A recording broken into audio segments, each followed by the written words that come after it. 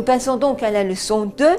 Alors la leçon 2, c'est l'influence de la famille. Alors voilà, l'influence de la famille, est-ce que c'est un impact? Je sais que c'est difficile, c'est délicat pour vous aujourd'hui parce que nous avons affaire à des enfants de divorce, n'est-ce pas?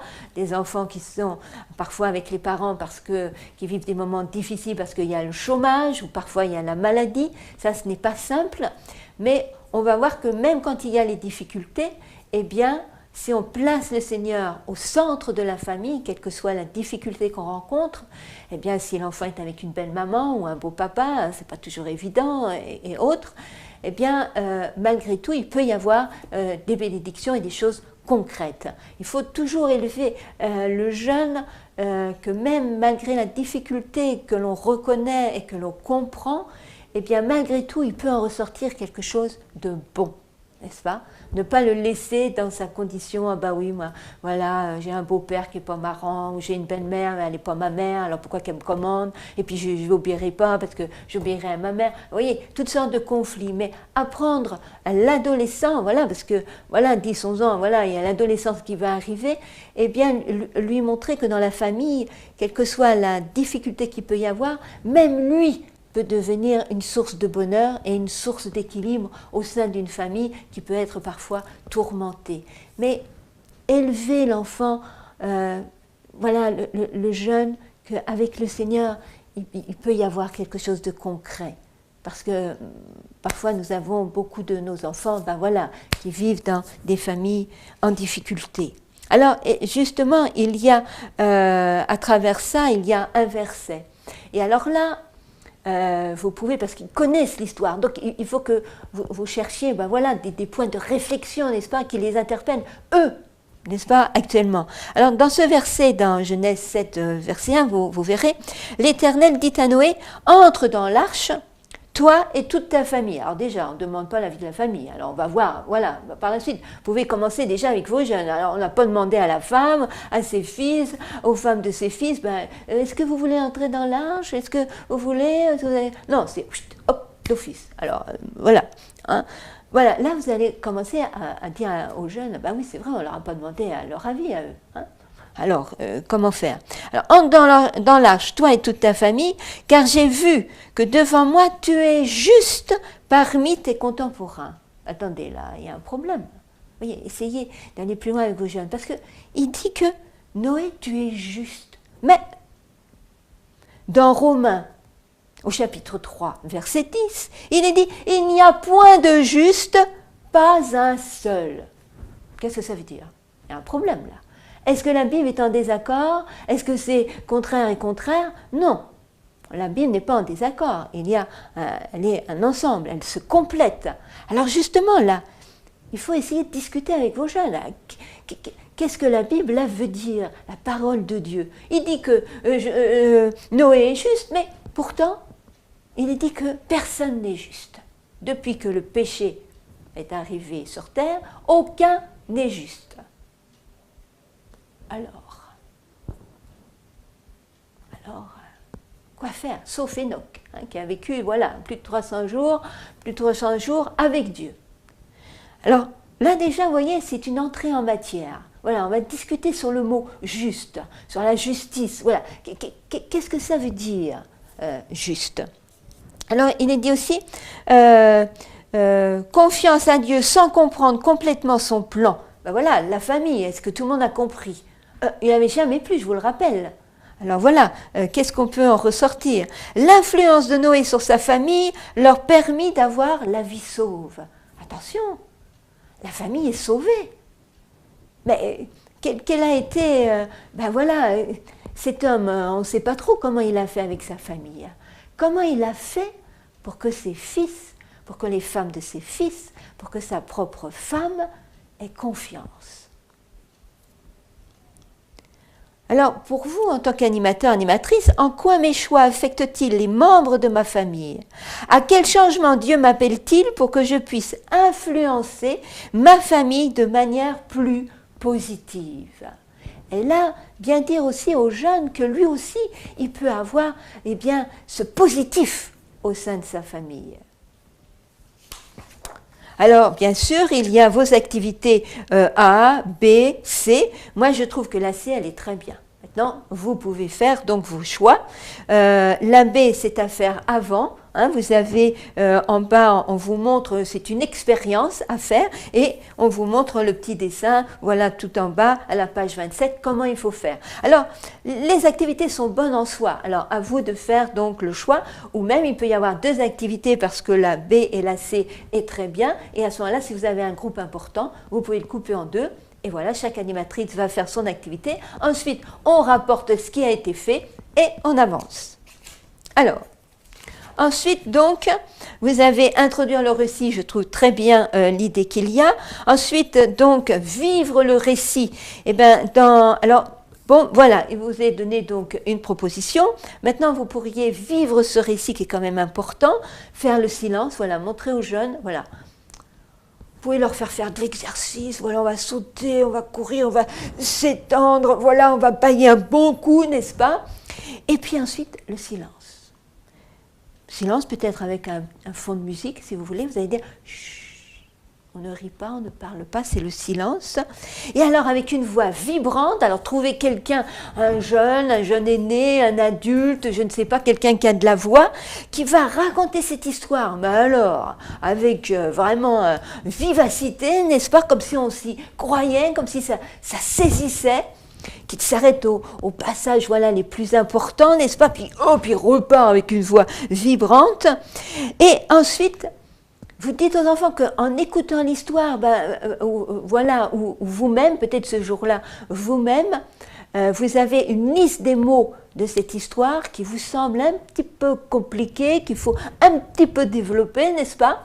Et au fur et à mesure que l'histoire, cette personne va raconter, vous êtes devant une grande feuille A3, n'est-ce pas? Ou plus grande encore pour que ce que vous allez écrire puisse se voir de loin, ou avec un ordinateur que vous allez projeter, et vous allez écrire les mots qui vous semble le plus important, le plus difficile à comprendre de cette histoire qui va être racontée. Et à la suite, à la fin de cette histoire, n'est-ce pas, eh bien, avec vos jeunes, vous allez donc développer ces mots que vous avez écrits. Là, à vrai dire, aujourd'hui, c'est vous qui allez imposer ces mots. N'est-ce pas? Et on développe avec les enfants, on met ces mots-là dans l'histoire, on met ces mots-là dans la vie d'aujourd'hui. Ensuite, il vous est dit explorer la Bible. Donc là, comme vous allez prendre du temps à développer les mots et tout ça, n'en choisissez qu'une, voilà, que vous allez dire, ou deux, que vous allez, voilà, narrer très rapidement et poser donc les questions qui vous sont données dans votre cahier. Application de la leçon. Demandez à quelques enfants de faire les mimes. Les autres devront les découvrir et en discuter ensuite pendant 5 minutes selon le temps qui vous reste, n'est-ce pas? Mais ça serait bien à faire également. Même si vous n'avez pas le temps de faire le partage de la leçon, il est bien que vous puissiez vous arrêter sur l'application de la leçon. Ensuite, le partage de la leçon, je trouve ça, l'idée elle est très bien. Alors voilà. Ensuite, pour la semaine, pour essayer, voilà, toujours garder 5 minutes chaque semaine pour dire, bon, alors, qui est-ce qui a fait quelque chose, qui a été voir, voilà, de ce qui s'était passé le jeudi, est-ce que quelqu'un, voilà, peut nous enseigner? Montrez à vos jeunes que le jeune peut enseigner ses camarades, mais qu'il peut aussi vous enseigner, vous. C'est ça aussi qui va l'inciter tout doucement, eh bien, à chercher quelque chose, à développer quelque chose, et puis, si un jour il dit quelque chose, ayez l'honnêteté de dire « Oh alors ça alors, moi j'avais pas pensé à ça. Bravo ». Vous comprenez, ça va encourager les autres. Vous devez donc, c'est pas les flatter, parce qu'il y en a qui me disent « On va pas flatter les jeunes, on va pas… » Mais c'est pas les flatter, vous les encouragez. Ils ont pris un peu de temps pour faire une recherche, pour analyser, pour réfléchir, voilà, quand ils sont dans le bus, dans le train, à un verset. Eh bien là, il faut les encourager, leur montrer, eh bien non, qu'ils vous ont appris quelque chose. Et vous pouvez aussi leur dire, moi j'ai fait ça. Quoi? L'animateur qui a pris le cahier de l'élève, et lui aussi il a fait quelque chose. Alors là, vous voyez, c'est leur montrer, voilà, leur cahier, même un animateur peut apprendre des choses. Vous voyez, ça c'est important. Ou même voir que dans leur cahier, il y avait une erreur. Ah non, alors là, je n'étais pas d'accord avec ce qu'on vous a demandé. Non, mais comment on peut vous demander ça? Vous voyez, c'est aussi vous intéresser également à ce que eux regardent pendant la semaine pour peaufiner la leçon qu'ils ont découvert avec vous. Alors, moi, le mardi est intéressant, ainsi que le jeudi. Alors, on passe à la troisième. La troisième, le titre, c'est « Accepter le plan de sauvetage ». Accepter le plan de sauvetage. Ça, je pense qu'il faudrait d'abord développer le verset parce qu'il me semble que le verset est très important. C'est-à-dire, car Dieu ne nous a pas destinés. Alors déjà, Dieu ne nous a pas destinés. Qu'est-ce que ça veut dire? Ça veut dire qu'il y en a qui ne destinent pas. Ça veut dire que Dieu choisit comme ça. Il y en a qui sont destinés, il y en a qui n'y sont pas. Vous voyez? Voilà. Alors, car Dieu ne nous a pas destinés à la colère. Pas destinés à la colère. Mais attends, c'est quoi là? Qu'est-ce que ça veut dire destiné à la colère? On sait très bien que l'enfer n'existe pas, n'est-ce pas, pour nous? Alors, qu'est-ce que c'est que c'est destiné à la colère? Mais à la possession du salut. Possession du salut. Pour les 10-11 ans, posséder quelque chose. Voilà, je possède le salut. Mais comment on peut posséder le salut? Comment ça? Le salut, ça se possède? Mais je croyais que le salut était gratuit. Vous voyez? Qu'est-ce que ça veut dire? C'est bien beau de dire aux enfants, lisez ce verset. Il faudrait peut-être le comprendre, n'est-ce pas? Et ils sont à âge d'aller plus loin. Ensuite, il est dit, par notre Seigneur Jésus-Christ, ainsi donc, exhortez-vous mutuellement. Exhortez-vous. Qu'est-ce que ça veut dire? Et en quoi je dois exhorter? Et puis, mutuellement, qu'est-ce que ça veut dire? Vous savez, nos jeunes aujourd'hui, parfois, sont pauvres en vocabulaire. Donc, surtout, n'hésitez pas à amener des dicos, plusieurs dicos, n'est-ce pas? Faire des groupes de recherche avec les mots, n'est-ce pas? C'est important. Édifiez-vous l'un l'autre. Édifiez-vous. Qu'est-ce que ça veut dire? L'un l'autre. Comme vous le faites déjà. Ah bon, parce qu'on le fait déjà. Mais comment on le fait déjà? D'abord, comment on le fait, puisque je ne comprends pas très bien, là. Vous comprenez? Donc, ça fait sourire, c'est très bien. Mais dites ces mots-là, voilà, ces verbes, ces mots, voilà, à vos jeunes. Je suis sûre qu'il y en a certains, ils ne vous le diront pas, parce qu'il y en a qui ont un peu honte, parfois, n'est-ce pas, devant les camarades. Ce n'est pas toujours évident de dire « je ne sais pas ». Je ne comprends pas. Il y en a même qui vont dire « oui, oui, je comprends », mais qui ne vont pas développer parce que je n'ai pas envie de le développer. Ce n'est pas qu'ils n'ont pas envie, c'est qu'ils ne savent pas. Alors, sans les rabaisser, ne leur dites pas « je sais que vous ne savez pas ». Non, dites « écoutez, j'aimerais bien développer avec vous là ces quelques verbes ». Voilà, on va voir un petit peu ensemble. Ici, c'est le silence parce qu'ils ne savent pas ce que c'est. Vous allez lancer, voilà. Vous allez lancer l'hameçon, comme on dit, hein. Et hop, ils vont s'accrocher à cet hameçon. Comprenez? C'est important à cet âge-là qu'ils comprennent ce qu'ils lisent. Alors, on développe le verset. Alors, comment le développer? Au lieu de le lire cette fois-ci, vous pouvez en faire un grand ou plusieurs, si vous avez un grand groupe pour le mettre à plusieurs. Et puis voilà, si vous avez plusieurs groupes, vous le faites en puzzle. Puis voilà, alors on va le composer dans chaque groupe ou dans un seul groupe.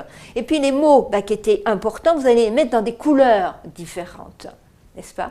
Et ensuite donc, dans ces couleurs-là, vous allez dire, voilà, on va s'expliquer, expliquer, détailler. Là aussi c'est bien parce que enrichissement de l'animateur, vous avez Noé cependant solide comme le roc, solide comme le roc. Est-ce que nous-mêmes, en tant qu'animateurs, nous sommes des rocs? Et qu'est-ce que ça veut dire être un roc, n'est-ce pas? Pour le jeune aujourd'hui, qui déjà, dans sa propre famille, peut rencontrer des difficultés. Voilà un petit peu. Alors, activité de préparation, ok, mais attention, exercez-vous à l'expérience. À cet âge-là, ils raffolent des expériences. Alors, n'hésitez pas, mais exercez-vous à l'avance. Partie B, je trouve ça bien aussi. La partie C aussi. C'est aussi une expérience qui est bien. Jouer sur les expériences. Je trouve qu'à cet âge-là, on aime et c'est super. Alors, introduire le récit. Alors voilà, vous pouvez introduire par une des idées et vivre le récit. Alors, pour moi, il vous propose quelque chose, alors vous pouvez le faire, n'est-ce pas? Mais pour moi, je trouve que les 10-11 ans, n'est-ce pas, ça serait bien pour qu'ils soient dans un monde d'images et qu'eux-mêmes puissent faire la fresque.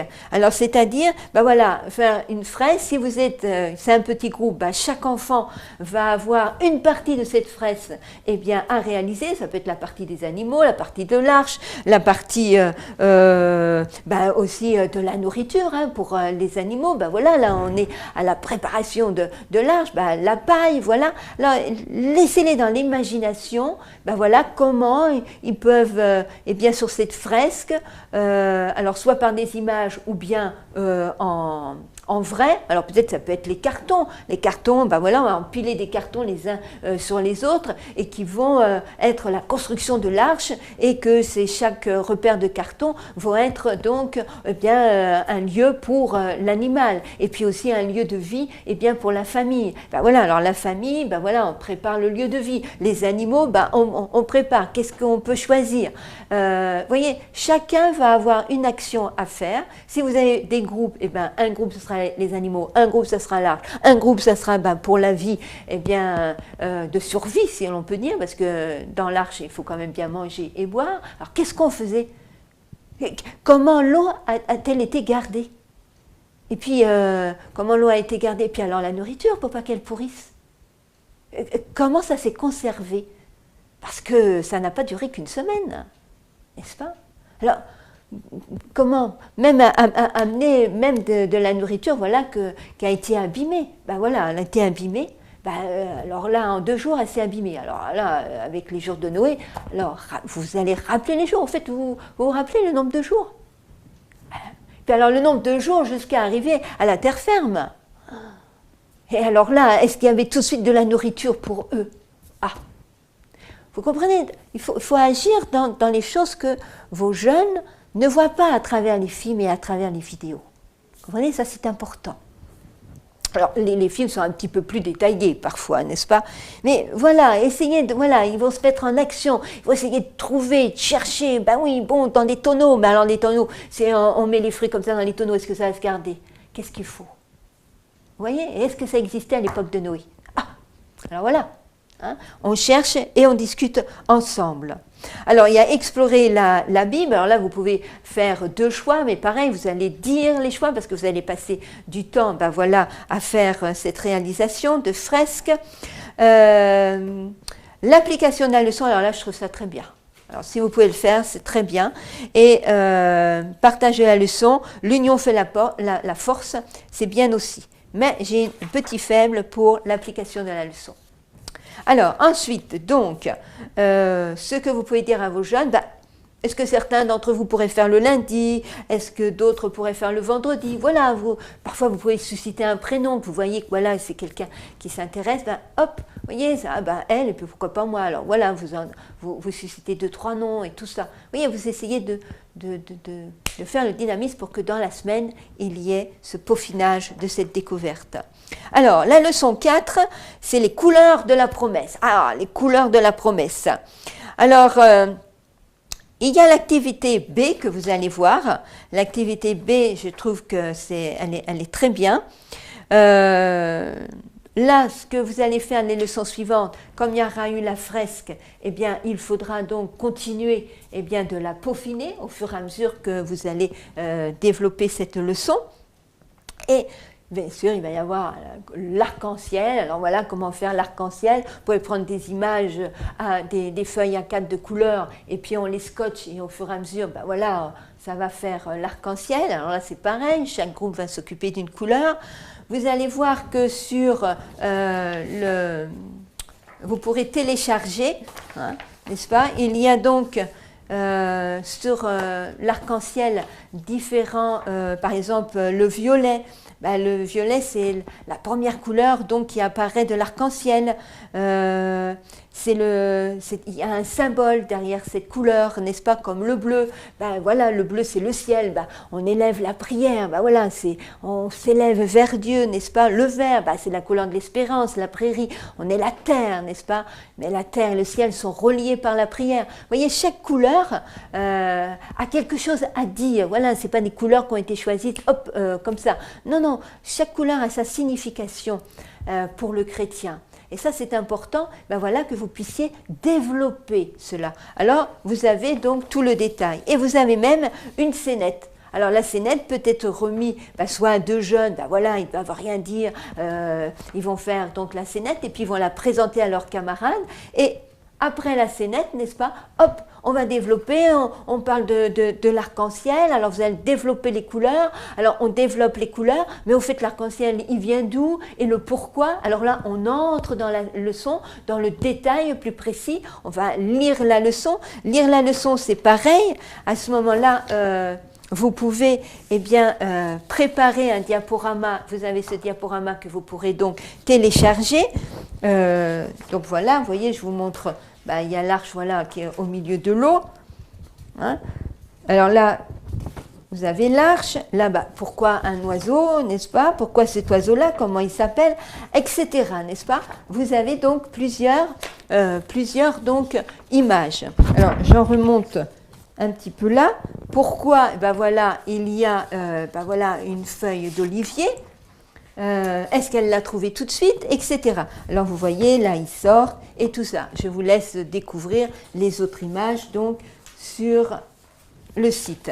Mais à travers ces images, il y a par exemple la 3, la 4, la 5 et la 7 que vous n'allez pas montrer tout de suite, mais que vous poserez la question. Par exemple, voilà, on a vu l'arche, je vais vous montrer, voilà. Vous allez montrer l'arche au milieu de l'eau. Voilà, l'arche, voilà. Hein, on voit qu'il y a avec les vitres, non, il n'y a pas de vitres, n'est-ce pas? On voit distinctement les 3 étages, voilà. Ensuite, là, vous avez donc le corbeau. Alors, voilà. Avant de montrer le corbeau, vous allez dire, voilà, l'arche est à l'arrêt, voilà, vous l'avez projeté, ou alors à ce moment-là, vous les agrandissez, ou vous montrez comme ça aux enfants, n'est-ce pas? Alors, bon, l'arche est au milieu de l'eau, qu'est-ce qui va se passer ensuite? Qu'est-ce que fait Noé? Alors, vous attendez les réponses, parce que, bon, ils vont chercher, ils vont dire, peut-être la colombe. Ah, la colombe, vous pensez que c'est la colombe? Ah, tiens, moi, qu'est-ce qu'il y a là? Ah oui, c'était l'oiseau tout noir, ouais, qui fait un bruit épouvantable, n'est-ce pas? Le corbeau. Alors vous allez parler un petit peu du corbeau, voilà, un petit peu du corbeau, qu'est-ce qu'il est, et ceci, cela, n'est-ce pas? Alors au fur et à mesure.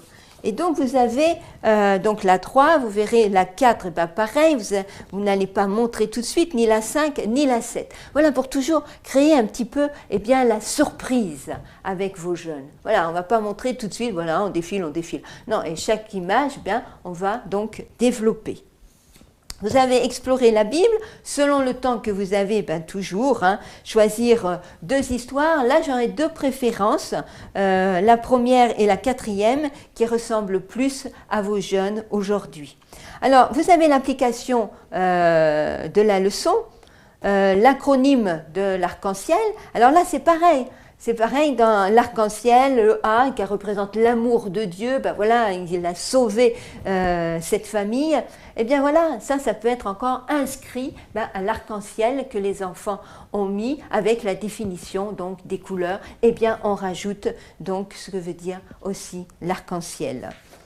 Vous voyez, ça sera très coloré, il y aura tout un pan de mur qui est décoré, qui est imagé. Alors, il y a toujours des feuilles de couleur où les enfants écriront, voilà, au fur et à mesure, les choses donc, qui vont se développer au niveau donc de cette histoire. Et que les enfants collent avec de la pâte à fixe. La promesse de l'arc-en-ciel, donc partage de la leçon. Alors, moi, je vous propose de réaliser la réalisation d'une carte que l'enfant, le jeune fera et qu'il l'enverra donc à quelqu'un. Et là, le sabbat d'après, on dit « Ah moi je l'ai envoyé, voilà, vous témoignez, vous, qu'est-ce que vous avez fait ?»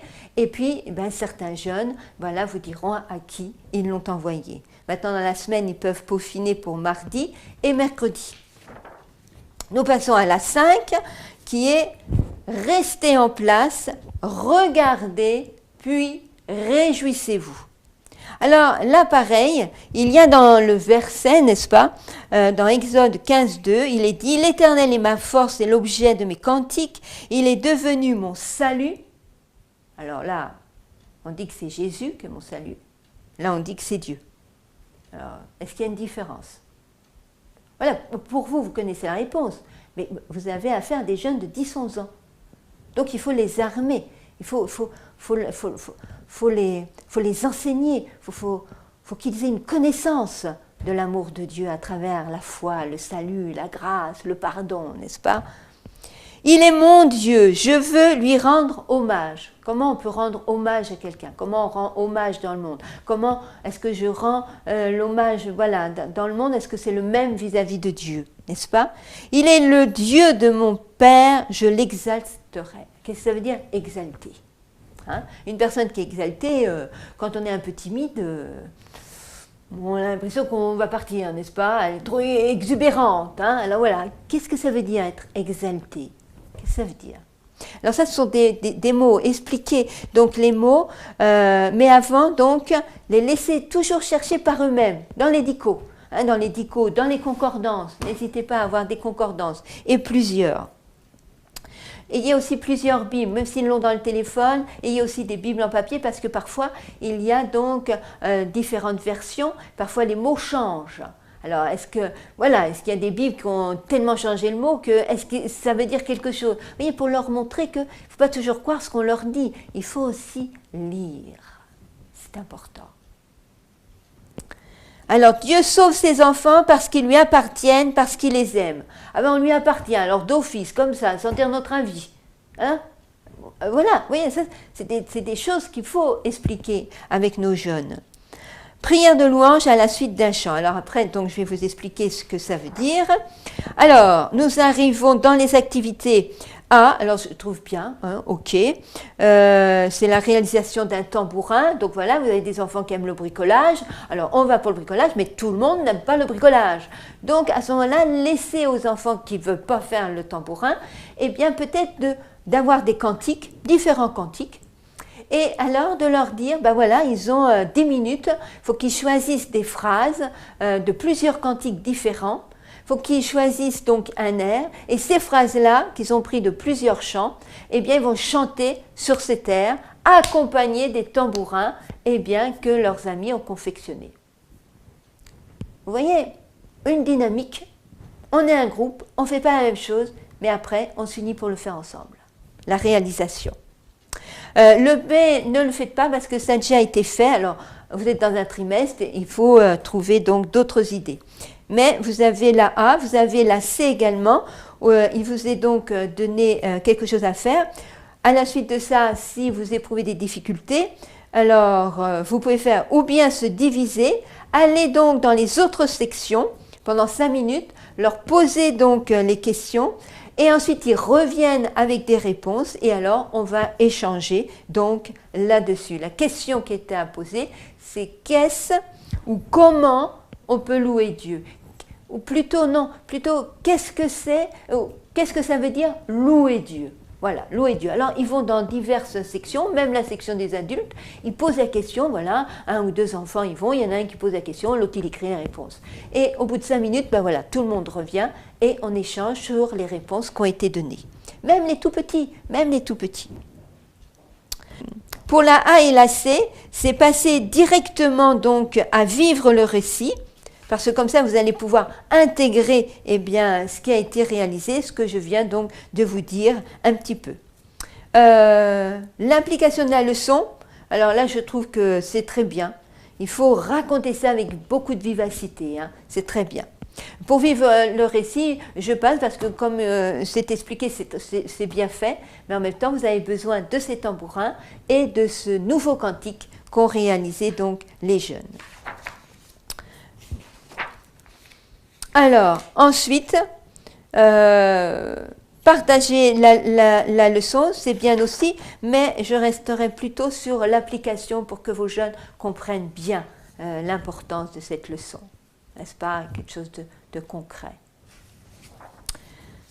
Pendant la semaine, je trouve que ce qui est demandé dans mardi et vendredi, c'est très bien. Donc pareil, comme je l'ai dit dans les autres leçons, n'est-ce pas? Vous en choisissez, vous nominez, ou bien vous laissez le groupe. Voilà, il faut changer chaque semaine votre manière donc de faire.